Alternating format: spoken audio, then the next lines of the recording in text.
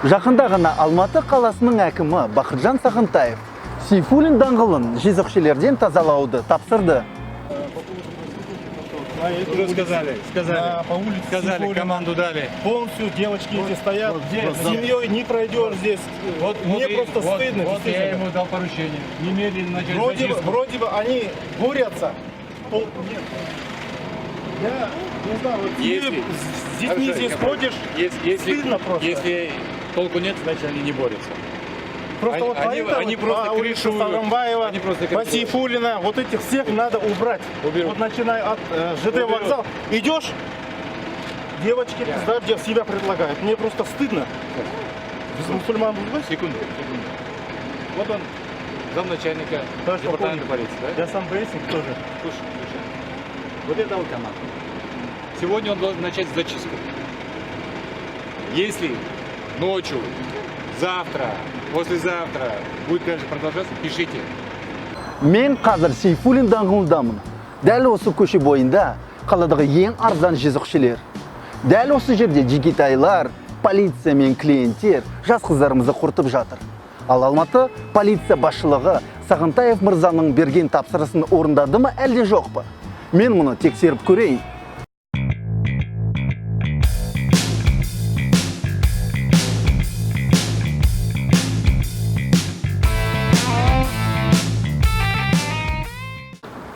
Саламатсыздар қыздар.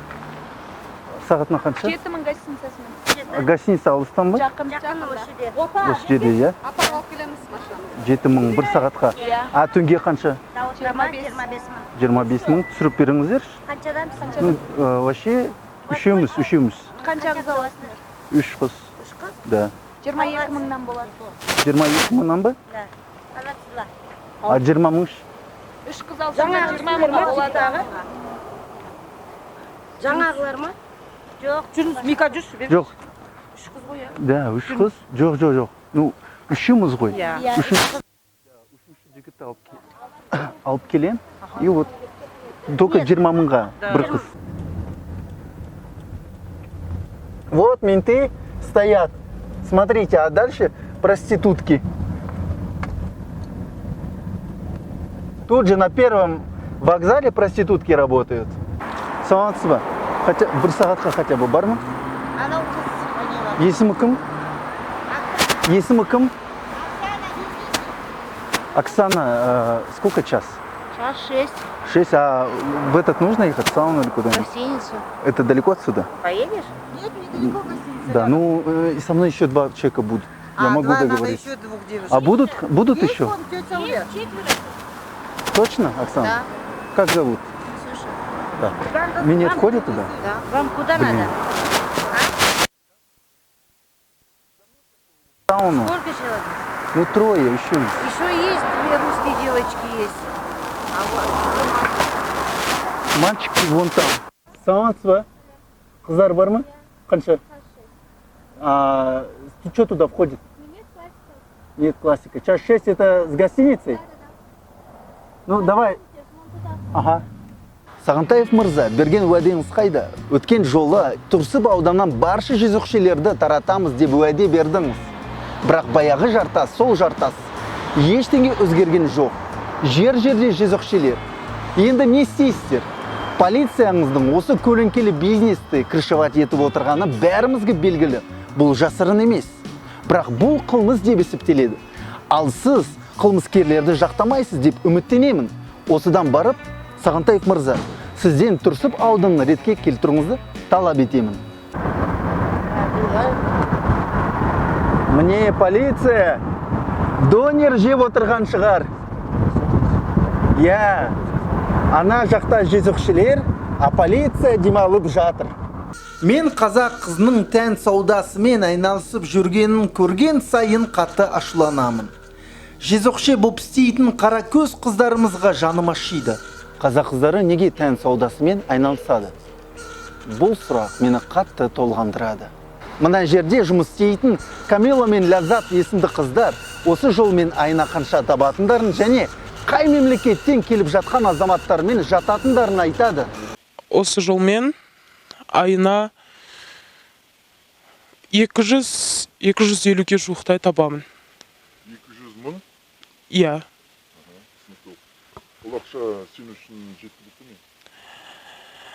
Әрине, қазір оқуымды жабуыма бір ғана курс қалды. Осы курсты бітіргеннен кейін осыны қоямын деген ойдамын.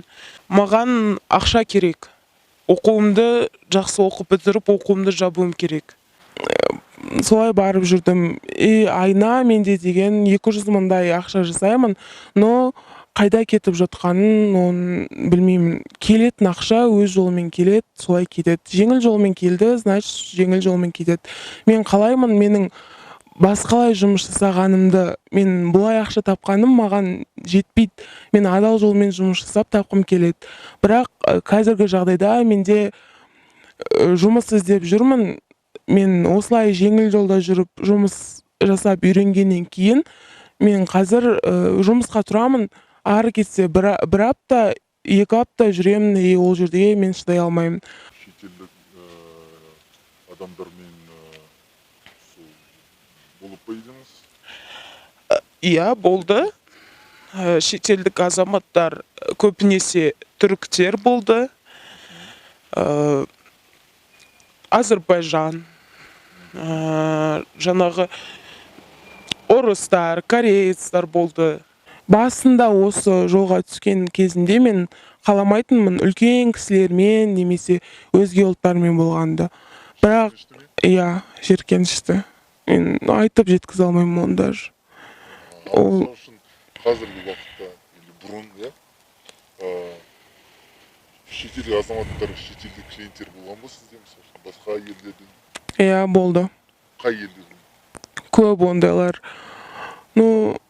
Ағылшындар бар, или қытайлар бар, көп. Мен қазақ елі азаматымын. Қыздарымыз шетел азаматтарымен болғанын көргенде өзімді нашар сезінемін. Өйткені қазақ қыздары біздің қарындастарымыз, олар қазақ халқының өкілдері болып табылады. Егер олар шетелдік жұртшылықтың алдында өздерін жаман жағынан көрсететін болса, сонда қазақтың намысы тапталып, бір тиынға да теңелмейді. Ләззаттың кәрі һәм сасық шетелдік еркектермен ақша үшін төсекте қосылғандарын естіген сәтінде, мен қазақ қарындастарымнан қатты түңілдім. Шынымды айтсам, мен қиналамын. Мен оларға деген сезім ештеңе болмайды. Сондықтан просто астыларында жатам. Андай мен сөзбен жеткізе алмаймын енді, бұл деген жеркенішті нәрсе мен үшін. Бірақ та осы жолға түсуім керек болды мен. Енді бұл бір сынақ шығар, мен осы сынақтан шығатыныма сенімдімін. Зорлаған кездер болды. Я, мен саған ақша төлеп жатырмын, сен былай жаса деп маған прям қысым көрсеткендер болды. Я, ондай болады бізде, бірақ оның бәріне шыдау керек, себебі ақша керек. Негізі енді білмеймін жезөкшелікпен айналысқан қыздарға қалай қарайтын. Бірақ та бізде болды бір 3-4 қыз қасымда болған. Ол қыздар, как на русском говорится, удачно вышли замуж дейді ғой. Они удачно вышли замуж. Мен де ойлаймын, солай тұрмысқа шығып кетем. Бірақ та егер де мен тұрмысқа шығатын болсам, мен өзіме қазіргі 21 ғасыр бәрін істеуге болады, өзіме қыздық тіктіріп алып, нормально еркекке, жігітке тұрмысқа шығамын. Бұрын жезөкше болып істеген қызбен жүретін қарапайым жігітті көз алдыларыңызға елестетіңіздер. Бұл жігіт әйелінің өткен өмірі туралы ештеңе білмейді. Әдетте қыз өз қыздығын тіктіріп, күйеуіне алдап тұрмысқа шығып алады. Мұндай жағымсыз жағдай заманауи қоғамымызда жиі кездесіп тұрады екен. Мен Камиланың айтқан жоспарын қолдамаймын. Өтірік айтып пайда тапсаң, ақырында залал табарсың деген сөзді босқа айтпаған ата-бабаларымыз. Қысқасын айтқанда, өтірік еш жақсылыққа әкелмейді. Қыздар өтірікке тіреліп, бақытты жануя құралмайтын рас. Ерте ме, кеш пе, Камиланың жезөкше болғаны белгілі болады. Мұны ұмытпаңыздар, қыздар. Әрине енді тиынның екі жағы бар ғой. Енді екінші жағынан ойлап қарайтын болсақ, мен өзімнің ойымнан бас тартпаймын. Менің өзімнің жеке ойым, жеке құқығым бойынша жеке ойым, ол дұрыс емес нәрсе. Біз керісінше осының барлығын өзіміздің еліміз дамыту үшін, дамыту мақсатында біз оны жоқ қылуымыз керек. Ал оны қолдау, ол нәрсені менің ойымша ол дұрыс емес негізі. Соны заңдастыруға бола ма жезөкшелікті? Жоқ, Неге? болмайды. Неге солай ойлайсыз? Потому что мұсылманда олай болмайды, харам ол. Аллах тағала харам етілген болды. Тыйылу керек ондай нәрседен.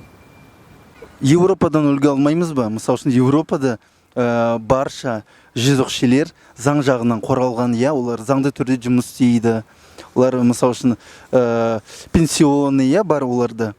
Ешкім оларға мысалы үшін қысым жасамайды, мысалы үшін жеңгетайлар, полиция.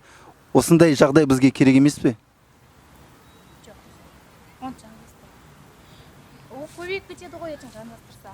Қазақ қыздары одан да лучше мемлекеттің жұмысын жасасын да, еңбекпен диплом алсын, оқысын, білім алсын.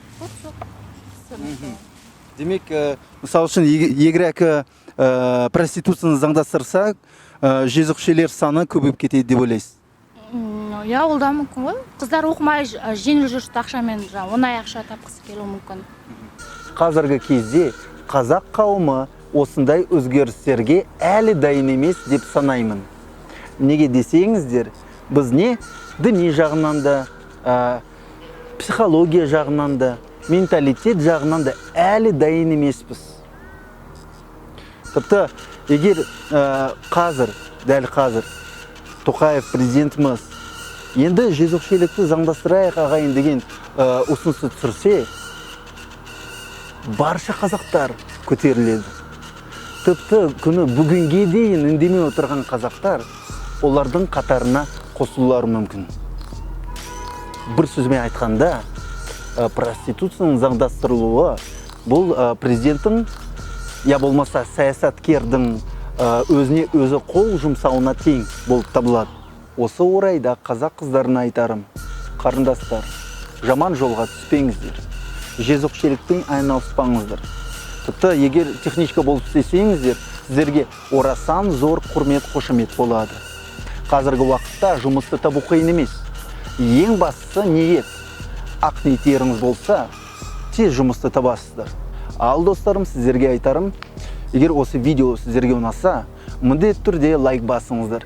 Және де бейне роликтің астында өз пікірлеріңізді қалдырыңыздар. Алматы әкімі Бақытжан Сағынтаев осы видео туралы естісін деп белсенді түрде бейне роликті таратыңыздар.